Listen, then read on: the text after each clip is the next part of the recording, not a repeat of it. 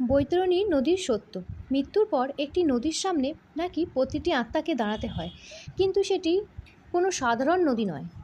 শাস্ত্রে বলা হয়েছে, কেউ সেটি সহজেই পার হয়ে যায়, আবার কেউ চিৎকার করলেও ওপারে পৌঁছাতে পারে না।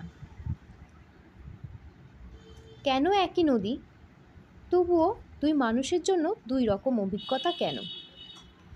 আসল রহস্য এইখানেই। কারণ বৈতরণী নদী শুধু একটি জলধারা নয়, এটি কর্মফলের প্রথম কঠিন পরীক্ষা। আর গরুড় পুরাণে এই নদীর যে বর্ণনা দেওয়া হয়েছে তা শুনলে শরীর শিউরে ওঠে। কিন্তু বৈতরণী কোথায়? এটি কি নরকের ভেতরে, নাকি যমরাজের রাজ্যে পৌঁছানোর আগের পথ? এই প্রশ্নের উত্তরে লুকিয়ে আছে পুরনো রহস্য। গরুড় পুরাণে বলা হয়েছে, মৃত্যুর পরে আত্মার যাত্রার সঙ্গে সঙ্গে শেষ হয় না। চিত্রগুপ্তের বিচারের আগে আত্মাকে এক দীর্ঘ ও কষ্টকর পথ অতিক্রম করতে হয়। সেই পথের সবচেয়ে ভয়ঙ্কর অংশ বৈতরণী নদী। কিন্তু এইখানেই সবাই ভুল করে। অনেকে মনে করেন এটি পৃথিবীর কোনো নদীর মতোই হবে, কিন্তু শাস্ত্র সম্পূর্ণ ভিন্ন চিত্র তুলে ধরে।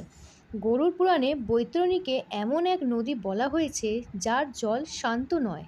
সেখানে প্রবাহিত হয় রক্ত, পুঁজ, দুর্গন্ধযুক্ত তরল এবং অসংখ্য ভয়ঙ্কর জীব।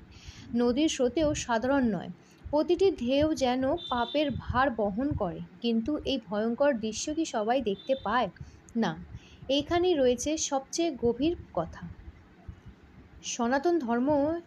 সনাতন ধর্মীয় বিশ্বাস অনুযায়ী মৃত্যুর পর আত্মা নিজের কর্মফলের প্রতিফলই অনুভব করে। যে ব্যক্তি জীবনে ধর্ম পালন করেছে, দান করেছে, সত্যকে ধারণ করেছে, তার কাছে এই পথ অনেক সহজ হয়ে যায়। আবার যে মানুষ অন্যায়, অত্যাচার, প্রতারণা এবং নিষ্ঠুরতায় জীবন কাটিয়েছেন, তার কাছে বৈতরণী হয়ে ওঠে অসহ্যনীয় যন্ত্রণার স্থান। কিন্তু নদী পার হবে কিভাবে? সাঁতার কেটে, নৌকায়, নাকি অন্য কোনো উপায়ে? পুরাণে এখানে একটি অত্যন্ত তাৎপর্যপূর্ণ বিষয় বলা হয়েছে। শাস্ত্রে গোদানের বিশেষ মাহাত্ম্য বর্ণিত হয়েছে। বিশ্বাস করা হয়, যিনি ধর্মমতে গোদান করেছেন অথবা সেই পুণ্যের অধিকারী, তিনি বৈতরণী পার হওয়ার সময় গরুর সাহায্য লাভ করেন। এই কারণেই বহু স্থানে বৈতরণী গোদান প্রথার উল্লেখ পাওয়া যায়। তবে শুধু এটি আচার করলেই কি সব শেষ? আসল উত্তরটি এত সহজ নয়, কারণ শাস্ত্র একই সঙ্গে কর্মের গুরুত্ব সর্বাঙ্গে রেখেছেন। শুধু বাহ্যিক দান নয়, অন্তরের সততা, ধর্মচারণ এবং পুণ্যকর্মই আত্মার প্রকৃত সহায়। তাই গোদানের মহত্ব থাকলেও কর্মফলকে অতিক্রম করার কথা কোথাও লেখা হয়নি। কিন্তু যারা পাপে ডুবে থেকেছে তাদের কি হয়? গরুড় পুরাণে বলা হয়েছে, এমন আত্মারা বৈতরণীর তীরে পৌঁছে ভয়ঙ্কর আতঙ্কে কাঁপতে থাকে। নদীর উত্তাল স্রোত, ভয়ঙ্কর জীব এবং অসহ্য দুর্গন্ধ তাদের সামনে এক ভয়াল বাস্তবতা হয়ে দাঁড়ায়। তারা পাহাড় হতে চায়, কিন্তু পারে না, কারণ প্রতিটি পদক্ষেপে নিজের কর্মই তাদের বাধা হয়ে দাঁড়ায়।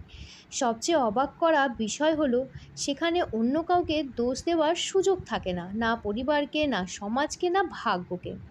শুধু নিজের কর্মই তখন একমাত্র সঙ্গী। আর এখানেই বৈতরণীর প্রকৃত শিক্ষা।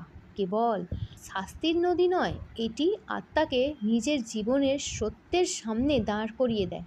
এখানে কোনো অভিনয় নয়, কোনো পরিচয় নয়, কোনো ধনসম্পদ নেই, শুধু কর্ম আর সেই কর্মের ফল। কিন্তু বৈতরণী পার হওয়ার পর কি অপেক্ষা করে? সেটি হলো যমরাজ্যের চূড়ান্ত বিচার।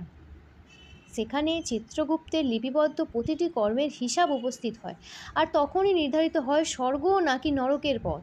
কিন্তু সেই বিচার শুরু হওয়ার আগেই বৈতরণী যেন আত্মাকে একটি শেষ শিক্ষা দিয়ে যায়। মানুষ জীবনে যা বপন করে, মৃত্যুর পরে ঠিক তাই তাকে অতিক্রম করতে হয়। এই কারণেই গরুড় পুরাণ বারবার স্মরণ করিয়ে দেয়, পুণ্য কখনো নষ্ট হয় না, অন্যায়ও কখনো হারিয়ে যায় না। আজ আমরা যে সিদ্ধান্ত নিচ্ছি, যে কথা বলছি, যে কাজ করছি, হয়তো সেইগুলোই একদিন আমাদের পথ তৈরি করবে। আর যদি সত্যিই বৈতরণী আমাদের জন্য অপেক্ষা করে থাকে, তাহলে প্রশ্নটা নদী পার হওয়া নয়, প্রশ্নটা হলো, আমাদের কর্ম কি সেই পথকে সহজ করবে, নাকি নিজের হাতেই আমরা সেই পথকে ভয়ঙ্কর করে তুলছি? পুরাণ শুধু অতীতের ইতিহাস নয়, আজকের জীবনকে আলোকিত করার পথও দেখায়। আবার দেখা হবে। নতুন আবার একটা ভিডিওর সাথে। আপনাদের যদি আমার এই ভিডিওগুলি ভালো লেগে থাকে তাহলে লাইক, শেয়ার অ্যান্ড সাবস্ক্রাইব করতে ভুলবেন না কিন্তু। আজকের মতো এখানেই শেষ করলাম।